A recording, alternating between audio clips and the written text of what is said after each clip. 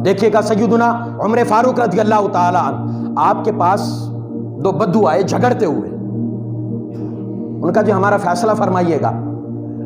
فقال لعلی، پاس حضور مولا کائنات علی المرتضیٰ بیٹھے تھے، آپ کہنے لگے علی اقضی بینہما یا ابا الحسن، اے ابو الحسن ان کے درمیان فیصلہ کیجئے گا، آپ فیصلہ کریں۔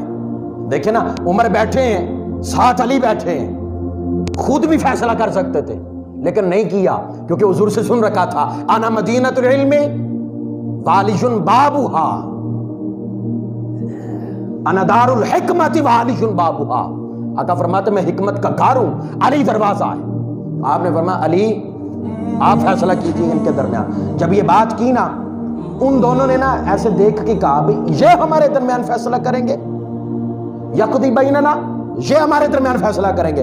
فواصب الیہ عمر، آپ ان کی طرف لپکے، اور فقط لپکے نہیں، گریبان پکڑ لیا اور کر کے کہا کالا، آپ نے فرمایا ویحک، تو تباہ ہو جائے، تو برباد ہو جائے، ایسی بات کرنے والے، ما تدری من ھذا، تمہیں خبر نہیں یہ کون ہے، اس کا مقام کیا ہے، ان کا فضائل کیا ہیں، ان کے مناقب کیا ہیں، ان کی شان کیا ہے، تجھے نہیں پتا، ویحک، تباہ ہو جائے تو۔ اور یہ بات کیا ہے کہ پتہ ہے آگے کیا کہتے ہیں، اس کا گریبان سے پکڑ کے یوں اٹھا کے کہتے ہیں ھذا مولائے، تمہیں پتہ نہیں یہ عمر کا مولا بیٹھا ہے، یہ عمر کا آقا بیٹھا ہے، یہ عمر کا دوست بیٹھا ہے، یہ عمر کا مددگار بیٹھا ہے۔ اور فقط اتنا نہیں فرمایا، فرمایا وہ مولائے کل مومن، اور یہ فقط عمر کا مولا نہیں، یہ ہر مومن کا مولا ہے۔ اور آگے فرمایا ومن لم یکن مولا ہو فلیس بمؤمن، اور جو انہیں مولا نہ رکھے فلیس مومن، آج عمر اعلان کرتا ہے وہ مومن ہو نہیں سکتا ہے، اس کے دل میں بغض ہے تو وہ مومن نہیں ہو سکتا۔